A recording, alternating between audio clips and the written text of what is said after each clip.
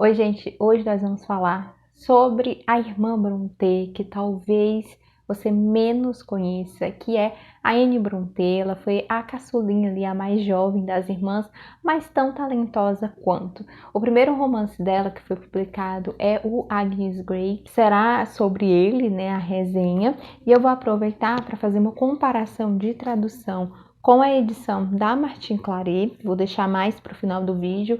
Vou colocar a minutagem, porque quem estiver interessado somente em ver a comparação de tradução já vai direto para essa parte. Mas primeiro eu queria falar com vocês um pouco sobre essa autora inglesa, né? Que na época, principalmente na época em que seus romances foram publicados, eles foram tão pouco apreciados. E vários críticos de hoje, né, atribuem isso ao teor muito franco e até feminista das suas obras. O segundo romance que ela publicou apenas 2. Foi A Inquilina de Whitefield Hall. Olha aqui, gente, é um calhamaço imenso. Essa minha edição também é da Príncipes, eu ainda não li. Eu quero fazer um projeto de leitura desse daqui. Então, quem tiver interesse aí, fala comigo, para talvez daqui um tempo ou em janeiro, né, a gente começar o ano ainda lendo esse livro. Mas eu peguei o Agnes Grey para ler primeiro por ser mais fininho, queria conhecer a escrita dela e eu fui positivamente surpreendida que a Anne, ela viveu boa parte da vida ali no vilarejo da família, né? Para quem não sabe, o pai das meninas, né, das Brontë, ele era um clérigo, então ele era meio pobre. A mãe viveu também junto com ela, só que a doença afetou muito a família. Ela foi enviada para o internato, mas 2 irmãs dela faleceram lá, eram 5 irmãs. 2 morreram nesse internato por doenças mesmo na época pulmonar. Inclusive a Anne, ela morreu super jovem, com 29 anos, de tuberculose. Então daí os pais trouxeram as filhas, né, para casa depois dessa perda tão grande, e elas começaram a se juntar para estudar e para publicar. Porém, na época não era permitido que mulheres tivesse esse ofício e as pessoas também não teriam interesse em ler livros publicados por mulheres, então elas usavam pseudônimos. Daí elas se reuniram, escreveram poemas, todas liam, todas amavam poema e escreviam também, e publicaram um volume com poemas reunidos ali das 3. Não fez tanto sucesso assim, mas no ano seguinte a Anne conseguiu publicar Agnes Grey, assim como as suas irmãs, né, que publicaram o Jane Eyre e o Morro dos Ventos Uivantes posteriormente a esses poemas. Então elas conseguiram ter essa abertura, mas assinando com o pseudônimo de homem. O da Anne era o Acton Bell, e todas assinavam com esse sobrenome Bell para ligar os 3 homens ali que estavam publicando. Daí esse livro a gente vai acompanhar uma mulher, né, uma jovem que decide ser preceptora. Então esse livro ele tem traços autobiográficos porque aos 19 anos a Anne ela decidiu trabalhar como governanta. Então ela trabalhou de 1839 a 1845 e a primeira residência em que ela foi, eu acho que não deu muito certo, ela não foi muito bem recebida e ela voltou e depois ela foi para uma outra que teve uma experiência melhor, assim como a Agnes Grey. Então ela fala no início do livro, né, ela tá contando um relato pra gente, e é como se a Agnes Grey, que é a personagem, já mais velha, já casada, estivesse rememorando esses acontecimentos, e ela fala que ela tá resguardada pela passagem do tempo, ou seja, já passou muito tempo que tudo isso aconteceu. Então agora eu vou contar para vocês como que foi trabalhar para essas famílias, porque seria considerado até um pouco indelicado da parte dela relatar como que era a rotina da casa dessas pessoas, né? Que é muito íntimo, eles recebem você na casa deles, enfim, você vai trabalhar ali com os filhos, para depois você vir escrever o quanto que os filhos eram mal criados ou o quanto que a comida era ruim, por exemplo. E foi justamente isso que pegou na época. Os críticos acharam que ela não estava sendo muito ética, já que ela própria havia sido governanta e que isso aqui, com toda certeza, era baseado nas experiências dela mesma. Era a própria Anne Brontë contando pra gente o que ela tinha vivido e não a Agnes Grey. Mas com toda certeza ela criou também, né, várias coisas inventadas para poder melhorar a história e torná-la um pouquinho mais atrativa, né? Ó, aqui na página eu separei aqui um trechinho para ler para vocês. Ela fala assim: ao começar este livro, não era meu intuito ocultar informações dos meus leitores, que vasculhem meu coração em busca de esclarecimento àqueles que assim desejarem, mas há pensamentos que podemos dirigir livremente aos céus e que, no entanto, A prudência nos manda resguardar totalmente do conhecimento dos nossos irmãos na terra, mesmo dos melhores e gentis entre eles. Ou seja, ela sempre vai falando que a minha intenção é compartilhar com vocês esses relatos, ela está sempre conversando com a gente. É realmente um relato aqui de memórias que ela queria que viesse a público. Agora eu vou dar assim, uma breve sinopse para quem está totalmente por fora e da obra, sem contar exatamente o que acontece, tá? As minhas resenhas, elas são voltadas para quem ainda não leu o livro, então eu não conto nada de muito importante do enredo. Mas é que a Agnes Grey, ela é a caçula, né? Ela tem uma irmã mais velha, e a família tá passando por problemas financeiros, porque o pai decidiu apostar um dinheiro que ele tinha ali em um investimento com um homem, e esse homem, ao pegar um barco, enfim, para ir fazer os negócios ali, o barco naufragou, perdeu todo o dinheiro, não só dele, mas também de outras pessoas. Eu ainda acho que, na verdade, isso aqui foi um golpe, que não teve dinheiro perdido algum. Então, a família está passando por esses problemas financeiros e o pai, ele sempre quis dar uma vida melhor, tanto para a esposa quanto para as filhas. Porque a esposa dele, ela é de uma família abastada, mas quando ela quis casar com um clérigo, né, pobre, ele era também um paroco, né, tinha ali, administrava uma paróquia. A família dela, principalmente o pai, deu as costas, né, disse que ela estava abrindo mão da herança dela, de todos os luxos, tudo que ela tinha para poder casar com esse homem. E ela fala, tudo bem, vou ficar aqui com este homem pobre, mas vou ficar ao lado do meu grande amor. Então ele tem esse peso na consciência de ter colocado essa mulher que estava acostumada com luxo a viver como uma doméstica, ter que fazer tudo, não ter empregada, não ter carruagem, enfim, tudo que ela cresceu, né, acostumada a usufruir. E ele investe isso, não dá certo e ele fica muito mal. Ele, na verdade, nunca se recupera mentalmente desse baque de ter perdido tudo. E as mulheres, elas ficam ali bem vulneráveis, já que elas não tinham muita opção de trabalho, não tinham muito como ajudar financeiramente mesmo em casa, mas elas precisavam de dinheiro para se sustentar, para pagar as contas, para ter o básico. Na página 11, ela fala assim: minha mãe só pensava em consolar meu pai e pagar as dívidas e reduzir os nossos gastos por qualquer meio disponível. Ainda assim, os pensamentos de nosso pai continuavam inteiramente tomados pelo nosso infortúnio. Sua saúde mental e física pereceu e ele nunca foi capaz de se recuperar por completo. Daí ele foi ficando cada vez mais fraco, cada vez mais adoentado, foi deixando realmente a família meio que sem saída. Então, o que eles decidem? A filha mais velha já está buscando casamento. Ela acha que seria uma boa solução para ela, para a mãe, para a irmã, se ela conseguisse ter um bom casamento. Só que sem dote, né? Como que essa menina vai fazer? Aí a Agnes, um pouco mais astuta, diz, não, eu vou trabalhar. Vou ser preceptora, a gente teve uma boa educação, então eu consigo trabalhar em uma casa de família. Toda a família desencoraja ela, porque diz que ela não vai conseguir, eles acham que ela é muito frágil, que ela é muito mimada ali, por eles muito protegida. Chega até o ponto dela falar, né, vocês não sabem do que eu sou capaz porque vocês nunca me colocaram à prova, vocês nunca me permitiram fazer nada. Então a família fica, beleza, vamos atrás de uma casa para essa menina trabalhar.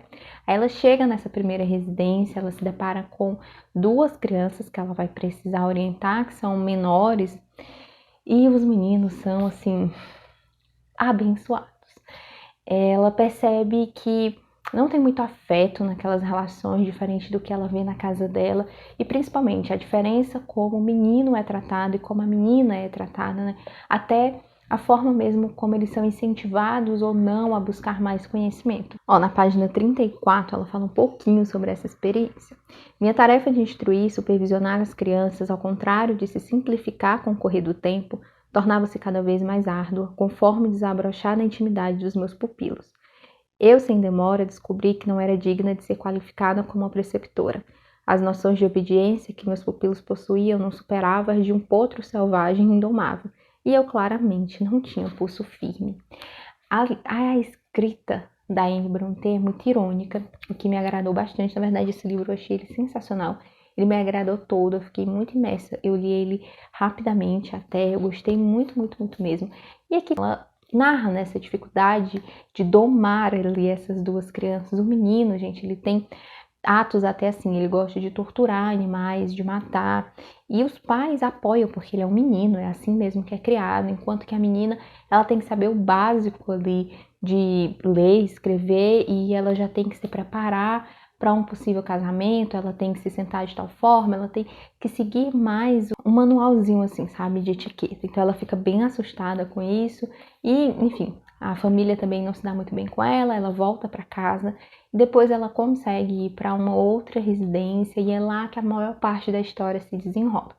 Aí nessa segunda casa ela já vai tratar com pré-adolescentes, adolescentes ali, e a gente também vai ver, são mulheres, tá? Mas a gente também vai ver uma diferença muito grande, assim, no lidar, né? Na forma como os pais tratam esses meninos. Ela fica bem assustada com a importância que o casamento tem na vida delas, de que é isso que elas têm que buscar para a vida. Ela discorda totalmente, ela acha que as meninas têm tipo 15 anos, né? 14, o que que elas querem? Olhando os rapazes, procurando o que tem mais dinheiro. E tem uma especial, que é a mais velha, que ela gosta de debochar um pouquinho ali dos homens, de flertar, mas ir depois voltar, sabe? Ela gosta de ter os homens ali aos seus pés, mas ela não quer nada com eles. E a Agnes, ela fica bem chateada porque ela vê que às vezes tem um homem ou outro que realmente se encanta pela moça, mas ela quer realmente só fazer hora ali com o povo.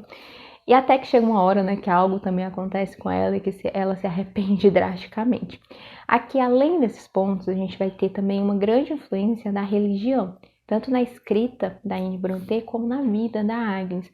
Nessa segunda residência, ela passa a frequentar mais, ela conhece ali o pessoal da igreja, tem também um vilarejo mais pobre que fica próximo, em que o pessoal vai fazer um certo trabalho de caridade, ela gosta de ir lá ler, né, para quem não consegue mais ou não sabe realmente ler, ajudar a costurar, enfim, essas tarefas que às vezes com a idade as pessoas têm mais dificuldade de executar, então ela ajuda os filhos, né, que ela tá cuidando ali, essas meninas também, a contragosto, mas ajudam o pessoal da igreja. Então a gente vai ver, tem um poemazinho aqui que ela faz, né, um poemazinho de amor, que entra muito dessa influência da própria Anne e da religião na vida da Anne também. Então é muito bacana, não é um livro com boas maneiras, na verdade eu acho bem o contrário, ela critica muito a criação que os pais davam para os filhos. É muito, muito, muito direta, assim, e eu entendo o porquê que não fez sucesso na época, mas hoje em dia, massa, sensacional. Aí, óbvio, né, gente, que tem um romance que ele acontece de forma muito natural, ao longo, assim, da história, sabe? Não é algo que vem de repente, você vê nascendo, você vê crescendo, você torce muito para que eles fiquem juntos. Não tem nada assim como todas as outras histórias, né, dessa época, não tem beijos e não sei o que, não sei o que. A gente vai mais acompanhando o crescimento ali do carinho, do cuidado de um com o outro, que eu achei muito bom, eu gostei, eu gosto muito da mãe da Agnes Grey, a forma como ela trata as filhas, como ela lida com tudo que acontece na vida dela também, porque tem acontecimentos tristes aqui com ela, a forma como ela lida com a família dela, né? Esse pai que a abandonou simplesmente por casar com quem ela amava. É muito, muito, muito bom mesmo. Aí agora a gente vai para a tradução. Aqui eu tô com essa edição da Príncipes e ela foi traduzida, deixa eu abrir aqui, pelo Lucas Montenegro. Eu pesquisei um pouco sobre ele na internet, não achei muita coisa, mas ele já traduziu outros livros também do inglês. Então aqui a gente tem essa tradução dele. E temos a da Martin Claret, eu até coloquei aqui, que foi traduzida pelo Paulo César Castanheira. Eu peguei uma amostra do e-book, tá? Eu não tenho esse livro completo. Então o que eu vou fazer? Eu vou ler aqui um parágrafo de cada um, para que vocês possam comparar e depois eu vou fazer algumas considerações sobre o que eu achei de cada um dos dois. Vou começar aqui com o da Martin Claret, tá? O capítulo 1, né? Eu vou ler aqui o primeiro parágrafo para vocês. Todas as histórias verdadeiras contêm ensinamentos. Em algumas, entretanto, o tesouro pode ser difícil de encontrar e, quando encontrado, se mostra tão insignificante que o fruto seco e murcho mal compensa o trabalho de quebrar a noz. Se esse é ou não o caso da minha história, não tenho competência para julgar. Às vezes penso que ela pode ser útil para alguns e uma distração para outros, mas o mundo há de julgar por si mesmo. Protegida por minha própria obscuridade, pela passagem dos anos e por alguns nomes fictícios, não temerei me arriscar e vou tornar público com toda a honestidade o que não revelaria ao amigo mais íntimo. Agora eu vou para a da Príncipes e vou ler exatamente o mesmo parágrafo. Toda história que se diga verdadeira é dotada de uma introdução. Mesmo que seja penoso extrair de algumas narrativas o seu tão protegido e valioso cerne, este às vezes é tão insuficiente que mal vale o labor de romper a casca rígida e enrugada que o envolve como a nós. Seja este o caso da minha história ou não, falta-me a sabedoria necessária para avaliar. Por vezes acredito que ela possa ser significativa para uns ou um mero divertimento para outros, que o mundo julgue. Encerrada em minha própria obscuridade sob alguns nomes falsos que acumulei ao longo dos anos, não temo assumir a responsabilidade de escrevê-la, e serei franca com o público acerca de tudo aquilo que até então eu não revelaria mesmo a um amigo mais íntimo. Como vocês podem ver, obviamente tem o mesmo sentido, né? Eu assisti um vídeo da Duda, que é do Book Addicted, eu posso até deixar aqui o link dela, é um pouquinho mais antigo, eu acho, essa resenha, em que ela leu nessa edição aqui da Martine Claret, em e-book também, e ela fala sobre alguns erros de revisão. Eu não sei se eles foram corrigidos, né, ao longo aí do tempo, mas vou deixar aqui também avisado para quem for comprar. E nos comentários as pessoas falam que a edição física da Martine Claret contém os mesmos erros. Se foi modificado com o tempo, não sei. No da Príncipes eu não consegui encontrar nenhum, eu acho que só tem um que eu achei, que é quando vai falar de Deus, ele fala ela, né? É escrito ela e não ele, em referência a Deus, que foi mencionado anteriormente, mas no mais, assim, eu achei tranquilo. Daí o que eu sinto de grande diferença? É que o da Príncipes, o tradutor, ele teve o cuidado de deixar o texto com um tom, assim, de palavras mais do tempo antigo. Eu achei que o da Martine Claret ele tá mais atualizado, com termos mesmo. Por exemplo, o pai das meninas é colocado como clérigo na Martine, que é um homem ali de religião, né? Qualquer classe ali religiosa. E o da Príncipes ele coloca um pároco, que é um homem que administra uma paróquia. Então ele utilizou esses termos que, falando assim de forma bem leiga, dá a sensação de que a gente está assistindo uma novela de época. E o da Martine Claret, não. Ele deixou o texto realmente mais atual. Aí vai da preferência de cada uma. Entre os dois, eu sinceramente prefiro o da Príncipes, tá? Eu não sou muito fã das traduções da Martine Claret. Eu já vi também livros da Jane Austen que eu também não curto muito os termos que são utilizados, mas é exatamente isso. O sentimento é o mesmo que eu tenho com os da Jane Austen. É que o texto é muito atual. E quando eu vou ler um livro que foi escrito lá no século XIX, eu quero sentir que esse livro foi escrito no século XIX.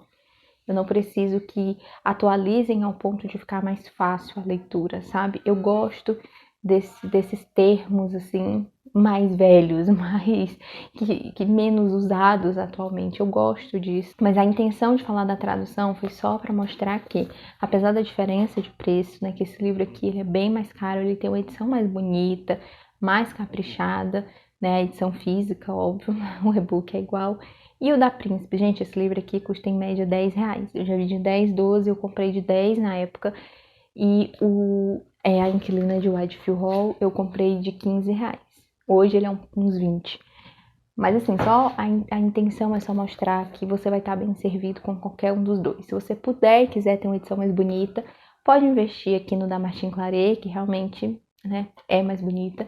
Mas se você quiser só ler e ter contato com a autora, o da Príncipes vai servir muito bem. Inclusive, né, entre os dois, eu preferi ler nesse daqui. Eu não teria comprado o da Martine Claret ao fazer essa comparação, porque realmente eu me sinto mais confortável com a escrita que tem aqui. Inclusive, me recomendaram tentar ler Drácula na edição da Príncipes, porque eu abandonei na edição da Zaha. Eu deixei meio de lado, não estava curtindo, e eu recebi comentário, né, de uma amiga falando, tentando da Príncipes, que eu gostei mais da escrita, da tradução deles. Então fica aí, né, minha recomendação é uma editora que tenta sempre trazer livros sem conteúdos extras para ficar mais barato, então também tem isso, tá? Aqui a gente tem um prefácio, né? Tem um texto ali de apoio. E no da Príncipes você vai ter somente o enredo, tá? Começa no primeiro capítulo, vai até o último. Não tem nada ali para te explicar alguma coisa. Que eu lembre, assim, não tem nem notinha de rodapé, não. É um livro bem simples mesmo, mas que eu acho que compensa bastante, tá? Então é isso, né? Se você já tiver lido esse livro, me conta o que tu achou. Ele eu amei, amei, amei, amei, amei, 5 estrelas, favoritado, assim, um dos melhores que eu li, porque eu gostei muito mesmo do tom do livro, eu gostei da narrativa, eu gostei dos acontecimentos, eu gostei do romance, eu gostei de tudo, tá? Me diz aí qual foi a edição que tu leu, ou que tu tá querendo comprar. Eu vou deixar aqui também um outro vídeo, caso tu queira continuar assistindo, e a gente se vê no próximo vídeo.